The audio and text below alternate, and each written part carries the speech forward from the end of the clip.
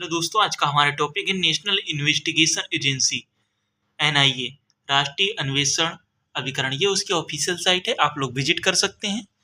ये उनके वर्तमान डायरेक्टर हैं श्री सदानंद दाते, जो कि आईपीएस अधिकारी हैं। ये उनके बारे में जानकारी तथा उनके मिशन एनआईए के,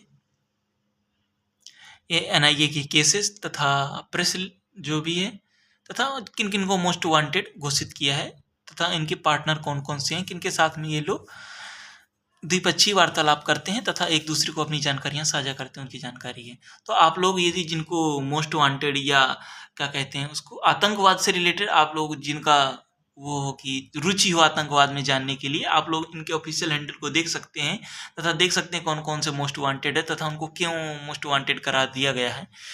तो सबसे पहले हम चलते हैं अपने बुक पर, जो कि लक्ष्मीकांत है। सभी के पास यूपीएससी एस्पिरेंट के पास अवेलेबल होती है। तो यूपीएस जैसे कि इस लक्ष्मीकांत में कुछ टॉपिक दिए गए हैं। स्थापना है, इनके औचित्य, कार्य, लक्ष्य तथा इसके अधिकार क्षेत्र व 2019 का संविधान संशोधन इसमें सम्मिलित किया गया है। तो मैं अपने हैंडआउट से बेसिकली पढ़ाता हूँ तो या पढ़ता हूँ, तो आप लोग हैंडआउट को प्रेफर कर सकते हैं, क्योंकि मुझे विश्वास है कि यदि आप लोग जो भी लक्ष्मीकांत को पढ़े होंगे और मेरा हैंडआउट से पढ़ रहे होंगे, तो आप लोगों को विश्वास या कुछ ना कुछ आप लोगों को अच्छा गेन करने को यहाँ से प्राप्त हो रहा होगा, जिससे कि आप लोग अपनी तैयारी को और अच्छा मजबूत कर सकते हैं। तो सबसे पहले हम एनआईए की गठन के बारे में बात करते हैं। राष्ट्रीय पुलिस आयोग के द्वारा ये सुझाव दिया जाता है, जो प्रथम राष्ट्रीय पुलिस आयोग होता है उसके द्वारा ये सुझाव दिया जाता है कि भारत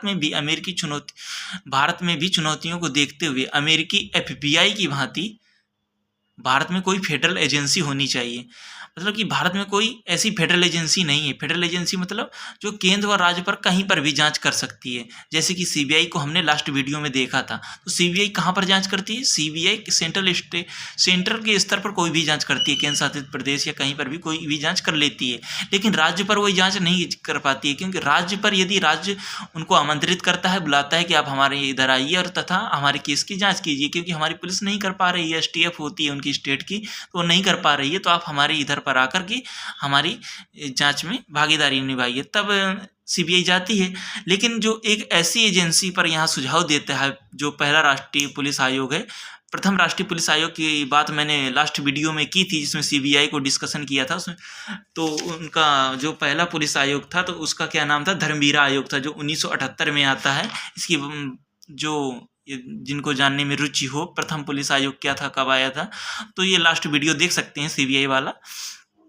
वैसे आप सीबीआई वाला लास्ट वीडियो देख कर ही आएंगे, तो कुछ उससे आप लोगों को कुछ टॉपिक क्लियर हो जाएंगे, जिससे यहाँ पर आप लोगों को दिक्कत नहीं होगी। जो सेकेंड एआरसी आता है, दूसरा प्रशासनिक सुधार आयोग, जो कि 2005 में आता है, उसके 8वें प्रतिवेदन में एनआईए जैसे शब्द का सुझाव दिया जाता है कि एक एनआईए जैसी संस्था होनी चाहिए भारत में, जो कि केंद्र राज्य में कहीं पर भी जांच कर सके। तो उसी दौरान ये 2008 में अपना 8वां प्रतिवेदन जारी करता है और इसमें ये जानकारी देता है।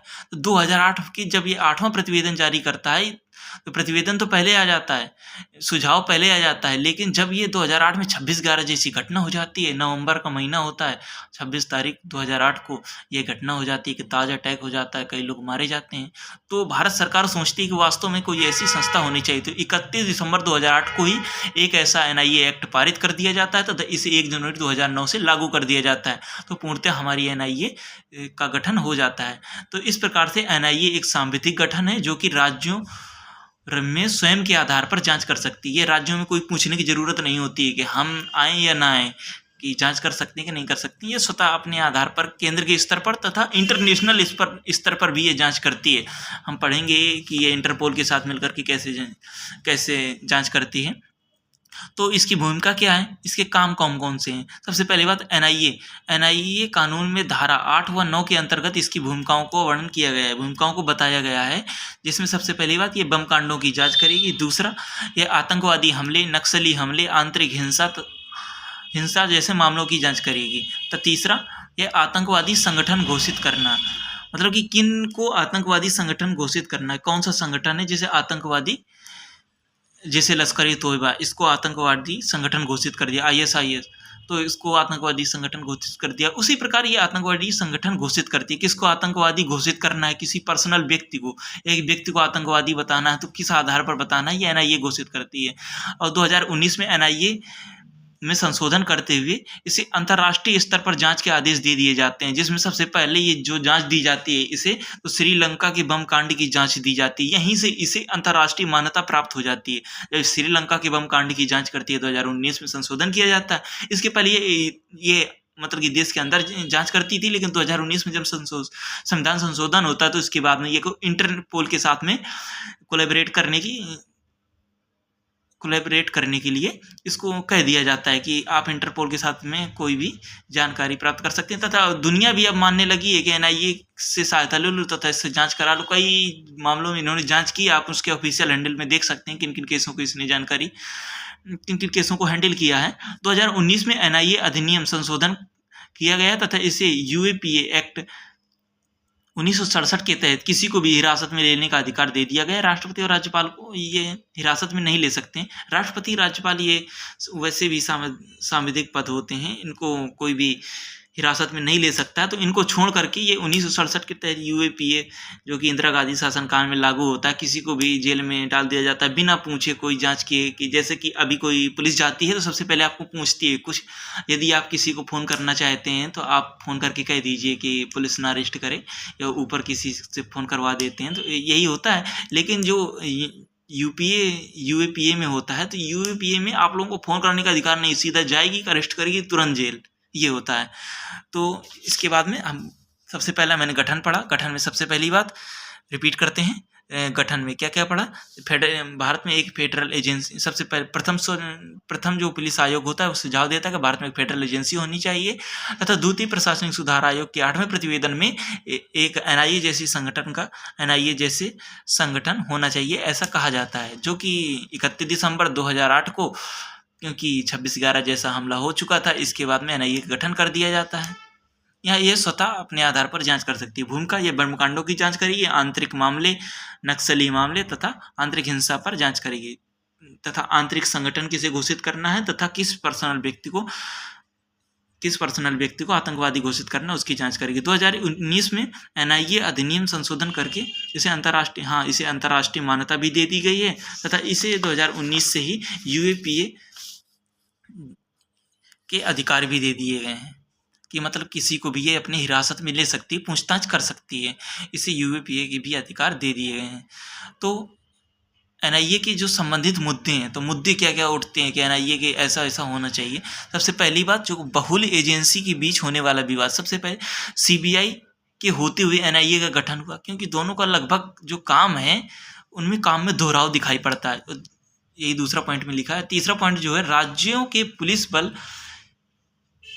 में भी जांच के अभिकरण होते हैं और अर्धसैनिक बलों के भी जांच के अभिकरण होते हैं।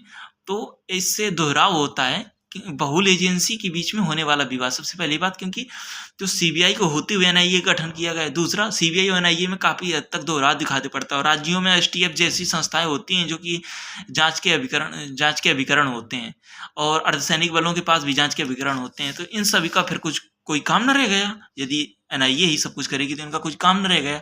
तो इसके सुझाव के लिए, जैसे सीबीआई हो गई, ईडी हो गई, आईबी हो गया, तो इनका कोई काम ही नहीं बचा। क्यों? यही तो हुआ बात, क्योंकि उसको सब अधिकार दे दिए गए हैं। तो ऐसी परिस्थिति में बहुल संगठनों के बीच विवाद देखने को मिलता है। अतः इसके समन्वय के लिए द्वितीय प्रशासनिक सुधार आयोग, सेकेंड एआरसी में एनसीटीसी नामक एक संस्था का गठन का सुझाव दिया जाता है। मतलब द्वितीय प्रशासनिक सुधार आयोग में इसने एनसीटीसी जैसी संस्था के सुझाव भी देती है। एनसीटीसी क्या होता है? एनसीटीसी एक ऐसी शोधकारी संस्था होती है, अन्वेषण वाली, कि ये शोध करके बताएगी कि जैसे कि कोई कांड हो गया तो वहाँ पर कौन सी एजेंसी जांच करेगी। सीधा एनआईए को, किसको जांच करने का आदेश वहाँ पर देगी। जैसे एनआईए को जांच करना है कि सीबीआई को, कि ईडी को, कि सीआईडी को, किसको जांच करनी है, किसी एजेंसी को। ये कार्य को डिवाइड कर देगी तथा किसको वो काम करना है उसको हैंडल करेगी। इस प्रकार की संस्था होनी चाहिए। खैर, इसके लिए संविधान काफ़ी समय पहले एक बात भी गई थी संसद में, लेकिन इसका भी जो वर्तमान प्राइम मिनिस्टर हैं इन्होंने भी ही विरोध किया था कि एनसीटीसी जैसी कोई संस्था नहीं होनी चाहिए। क्योंकि एनसीटीसी का जो था ना, ये जो सेकंड टॉपिक है इसमें हम पढ़ेंगे कि एनसीटीसी को क्या था कि ये आईबी के नीचे नियुक्त की जा रही थी तथा उसको यूएपीए के अधिकार दिए जा रहे थे। इससे ये होता ना कि आईबी के नीचे, आईबी के सीधा मतलब है कि मंत्रिपरिषद के नीचे काम करेगी और यूएपीए का अधिकार दे देंगे तो ये किसी को भी जेल में डाल देगी। तो सेंटर का डायरेक्ट स्टेट पर कंट्रोल हो जाएगा, किसी को भी आप जेल में डाल देंगे। तो ये जो दूसरा पॉइंट है, एनआईए को लेकर संघात्मक विवाद होते हैं। कौन कौन से विवाद होते हैं? एनसीटीसी के बीच में विवाद देखने को मिलता है। भारत में एनसीटीसी को लागू जो प्रस्ताव रखा है उसका मुख्य मंत्रियों ने बड़े स्तर पर विरोध किया। वर्तमान प्राइम मिनिस्टर ने विरोध किया था जब ये गुजरात के सीएम थे। तो ये नीचे दिया गया है तथा अगला पॉइंट पढ़ते हैं। कानून व्यवस्था तथा अन्वेषण राज्य की सूची का विषय है, किंतु एनआईए केंद्रीय कानून से बनी है तथा आधे से अधिक राज्यों की सहमति नहीं ली जाएगी। अफस्पा कानून लागू है वहाँ एनआईए अधिक शक्तिशाली हो जाती है, वहाँ एनआईए को अधिक शक्तिशाली हो जाती है। कोई भी मतलब कि डायरेक्ट मारने का आदेश होता है वहाँ पर, तो ऐसे मानवाधिकारी जो होते हैं वो विरोध करते हैं। राज्यों के द्वारा ये भी आरोप लगाए जाते हैं कि एनआईए राज्यों के मामलों में हस्तक्षेप करती है। बिल्कुल सही बात है, सही। जो तीसरा टॉपिक है वह है कि क्या एनआईए भंग कर देना चाहिए। तो जो कि एनआईए गृह मंत्रालय के अधीन काम करती है, एनआईए को क्या भंग कर देना चाहिए? एनआईए अपने स्थापना दिनों से ही मतलब कि इसको भंग नहीं करना चाहिए। तो उसको भंग ना करने के लिए इसमें कुछ जो पॉइंट दिए हैं इनको देखते हैं। जो इसको इसलिए नहीं भंग करना चाहिए क्योंकि इसने अपने महत्ता को तथा प्रासंगिकता को सिद्ध किया है। क्यों? क्योंकि जो एक सीरीज थी, पहले आप देखे होंगे, सुने होंगे कि दिल्ली में पता नहीं कहीं पर भी अटैक हो जा रहा है, किसी भी बम, कहीं पर भी बम विस्फोट, लगातार जयपुर विस्फोट, बम दिल्ली में विस्फोट, कहीं पर भी दिल्ली हाई कोर्ट के सामने विस्फोट हो जा रहा है, कोई भी घटना, अक्षरधाम अटैक जैसे काफ़ी सारे। लेकिन जब से एनआईए आई है तो ये इन सब चीज़ों की श्रृंखला में कमी दिखाई पड़ती है। और जैसे कि संगठित स्तर पर आतंकवाद तथा दक्षिणी कश्मीर तक सिमट कर रह गया। सही बात है कि आतंकवाद अब पूरे देश में नहीं दिखाई पड़ता, ये दक्षिणी कश्मीर तक ही सिमट कर रह गया है। तो श्रीलंका की जांच के बाद में इसे अंतर्राष्ट्रीय समुदाय के द्वारा भी एनआईए को मान्यता दे दी गई है तथा राज्यों में पुलिस की स्थिति अच्छी नहीं है। अतः आतंकवादी घटनाओं को रोकने के लिए ऐसी जांच एजेंसी होना चाहिए। क्योंकि जो भारतीय पुलिस है ना, तो उनके पास में ये सारी सुविधाएं नहीं होती हैं। जैसे इंटरनेट की सुविधा हो गई, आईटी सेल उनका इतना मजबूत नहीं होता है कि वो सारी जानकारी तुरंत प्राप्त कर लेंगे कहाँ पर ऐसी घटना हो जाए तथा आरोपों को पकड़ लें। तथा उनकी एसटीएफ इतनी मजबूत नहीं होती है, इसलिए ऐसी एजेंसियों को होना भी जरूरी है। इसके कानून में शिकायत अधिकरण बनाए गए हैं। सही बात है, इसके शिकायत अधिकरण बनाए गए हैं। जैसे कि अभी जो पीएफआई जैसी एक संस्था है, इसको एनआईए ने 5 वर्षों के लिए अवैध घोषित कर दिया, क्योंकि ये जो थी विदेशी फंडिंग ले रही थी और भारतीय विरोध कर रही थी। इसके पास काफ़ी विदेशी फंडिंग मिली तथा काफ़ी हथियार वगैरह मिले, तो इसको 5 वर्ष के लिए एनआईए ने बंद कर दिया तथा अवैध घोषित कर दिया। इस आतंकवादी संगठन नहीं घोषित किया, अवैध घोषित किया। ये भारत में आज भी कार्यरत है तथा अपना काम कर रही है। सेकेंड एआरसी के सुझाव में इसे संचालित किया गया तथा एनसीटीसी में गठन कर लिया जाए। सीबीआई तथा अन्य संगठनों में इसके विवाद को समाप्त किए जाएंगे। सही बात है, यदि एनसीटीसी जैसी कोई संस्था हो जाएगी तो सीबीआई व अन्य संगठन जैसे अभी एनआईए पढ़ रहे हैं, इसके बाद जो हम रॉ पढ़ेंगे, जो भारत का खुफिया विभाग है, तो उसके बारे में भी विवाद होता है। क्योंकि दोनों आतंकवाद बम को देखेंगे, इंटरनेशनल स्तर पे भी तो अब दोनों देख रहे हैं। रॉ भी भारत का खुफिया तरीके से भी काम करता है। दोनों विंग में भी आपस में कोवेल ओवरलैपिंग होगी कहीं ना कहीं, तो उसका भी विवाद हम आगे पढ़ेंगे। ठीक है, तो अब हम बात करते हैं कुछ, जैसे कि नोट दिया गया है, इसको ये इंपॉर्टेंट है, इसको देखते हैं। कुछ ये मेंस के पर्पज से क्वेश्चन है, आप लोग देख सकते हैं तथा लिख करके मुझे कमेंट में या हमारे ऑफिशियल हैंडल विकास भरतवंशी पर भेज सकते हैं, या विकास भरतवंशी @gmail.com पर भी भेज सकते हैं। तो हम नोट देखते हैं। तो नोट में क्या है, पुलिस कानून व्यवस्था राज्य सूची का होते हुए, इसमें 3 पॉइंट हैं। सबसे पहली बात तो पुलिस कानून व्यवस्था राज्य सूची का विषय होते हुए भी इसमें केंद्र के अधिकार देता है। क्यों? क्योंकि जो पुलिस व्यवस्था राज्य सूची का विषय है, लेकिन जो पुलिस की प्रक्रियाएं हैं, जैसे बम, गोला बारूद, अपराध संहिता, ये सभी समवर्ती सूची में डाला गया है। और दूसरा, सबसे पहली बात, क्योंकि पुलिस की प्रक्रियाएं समवर्ती सूची में शामिल हैं, इसलिए राज्य केंद्र को अधिक शक्तियां प्राप्त हुई। दूसरा कि निवारक नजरबंदी संघीय समवर्ती में शामिल, संघीय सूची में शामिल है। निवारक नजरबंदी संघीय सूची में शामिल। तीसरा, 355 केंद्र को यह अधिकार देता है कि वह राज्य का संरक्षा तथा उसकी सुरक्षा करेगा। और चौथा, आपातकालीन समय में सभी पुलिस की शक्तियाँ इन्हीं के पास हो जाती हैं, केंद्र के पास। तो ये सारा हमारा टॉपिक हो गया एनआईए का पूरा। तो आपको वीडियो कैसा लगा हमें कमेंट में बता सकते हैं। तथा नेक्स्ट टॉपिक होगा नियोजन आयोग। नियोजन आयोग काफ़ी बड़ा टॉपिक है तथा बहुत ही इम्पोर्टेंट टॉपिक है। इससे अक्सर हर 2 साल में आप लोगों को मेंस में क्वेश्चन देखने को मिलता है तथा ये काफ़ी डिफिकल्ट भी टॉपिक है, क्योंकि जैसे कि पंचवर्षीय योजना को समाप्त करके ये लाया गया था नीति आयोग, नियोजन आयोग। तो उसके बारे में बात होगी। तो सबसे पहले हमारी एनआईए के बारे में बात हो चुकी है। तो आप लोग कमेंट कर में बता सकते हैं कि आप लोगों को ये वीडियो कैसा लगा। तथा नेक्स्ट बात जो होगी हमारे नियोजन आयोग के बारे में बात होगी। धन्यवाद।